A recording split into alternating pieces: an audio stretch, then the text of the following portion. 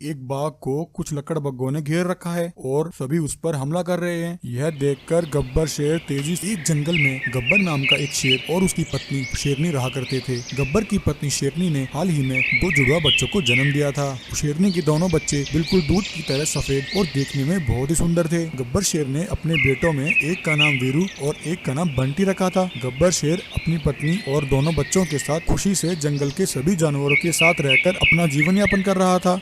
एक दिन गब्बर शेर जंगल में शिकार करने के लिए निकला होता है। तभी गब्बर शेर को कुछ आवाजें सुनाई देती हैं। गब्बर शेर थोड़ा आगे आता है और देखता है कि एक बाघ को कुछ लकड़बग्घों ने घेर रखा है और सभी उस पर हमला कर रहे हैं। यह देखकर गब्बर शेर तेजी से दौड़ता हुआ बाघ के पास आ जाता है। वहां आकर गब्बर शेर एक जोर की दहाड़ लगाता है। गब्बर शेर को देखकर कुछ लकड़बग्घे वहां से भाग जाते हैं।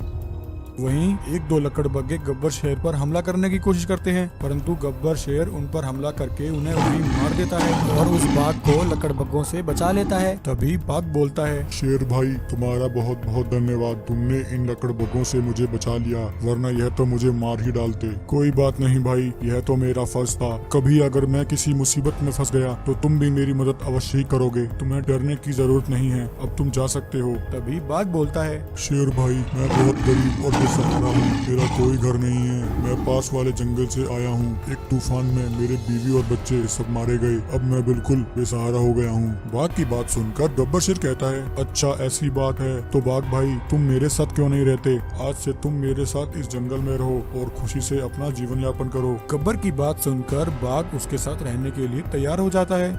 उस दिन के बाद से बाघ गब्बर शेर के परिवार के साथ रहने लगता है। गब्बर शेर और बाघ दोनों अच्छे दोस्त बन जाते हैं। परंतु एक दिन गब्बर शेर की पत्नी शेरनी की अचानक से मृत्यु हो जाती है। शेरनी के अचानक मर जाने से गब्बर शेर को बहुत दुख होता है। अरे अरे शेरनी, यह तुम्हें क्या हो गया? तुम मुझे अकेला छोड़कर कैसे जा सकती हो? हमारे 2 छोटे छोटे बच्चे हैं, अब इन बच्चों का ख्याल मैं अकेला कैसे रखूंगा? तभी वह बाघ वहाँ आता है और बोलता है, गब्बर भाई मुझे अभी अभी पता चला तुम्हारी पत्नी को किसी बेरहम ने मार डाला। शेर भाई मुझे इस बात का बहुत दुख है। हाँ बाघ भाई, जिस बेरहम ने मेरी पत्नी की हत्या की है मैं उसे नहीं छोड़ूंगा। अगले दिन बाघ पास के जंगल में आता है। वहाँ आकर वह एक गुफा के पास आता है जहाँ एक बाघिन बैठी होती है। वह बाघिन और कोई नहीं उस बाघ की पत्नी होती है। बाघ अपनी पत्नी बाघिन से कहता है, अरे बाघिन सुनती हो, आज मैंने अपने सबसे बड़े दुश्मन गब्बर शेर की पत्नी को मौत के घाट उतार दिया। अब बस गब्बर और उसके 2 बच्चे बचे हैं। उन सबको मारकर मैं जल्दी ही उस जंगल का राजा बन जाऊंगा और उस जंगल पर राज करूंगा।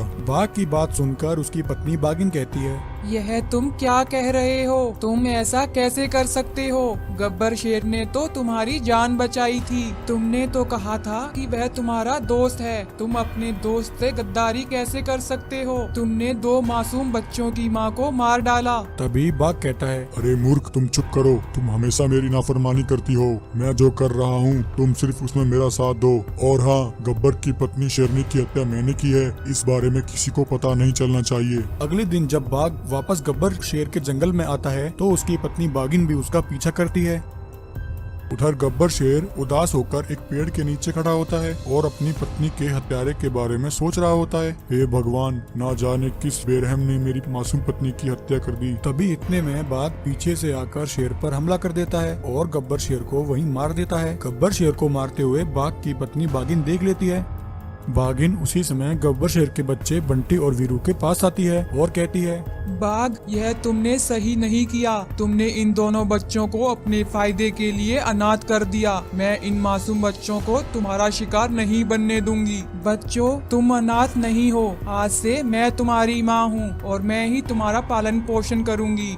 अगले दिन बाघिन जंगल के सभी जानवरों को इकट्ठा करती है और सभी जानवरों को सारी बात बता देती है कि उनके राजा गब्बर शेर और शेरनी को मारने वाला कोई और नहीं बल्कि उसका पति और गब्बर शेर का मित्र वह बाघ है। बाघिन की बात सुनकर जंगल के सभी जानवरों को बहुत गुस्सा आता है। भाइयों, उस दुष्ट बाघ ने हमारे राजा और रानी की हत्या की है, हम उसे नहीं छोड़ेंगे। हाँ हाँ भाई, हम उसे नहीं छोड़ेंगे। अगले दिन बाघ फिर से जंगल में आता है। उसका रास्ता रोककर आगे खड़े होते हैं। जंगल के सभी जानवरों को वहाँ एक साथ खड़ा देखकर बाघ कहता है, अरे भाइयों, क्या हुआ? तुमने मेरा रास्ता क्यों रोक रखा है? तभी भालू कहता है, अरे हत्यारे, मासूम बनने का नाटक बंद कर। तेरा पर्दाफाश हो चुका है। हमें पता चल चुका है कि तूने ही बेरहमी से हमारे शेर और शेरनी की हत्या की है। अब तू हमारे हाथों से नहीं बचेगा। इतना कहकर जंगल के सभी जानवर एक साथ बाघ पर हमला कर देते हैं और बाघ की जीवन लीला वहीं समाप्त कर देते हैं। बाघ के मरने के बाद जंगल के सभी जानवर बाघिन को जंगल की रानी बना देते हैं। उस दिन से बाघिन बंटी और वीरू के साथ जंगल में खुशी खुशी रहने लगती है।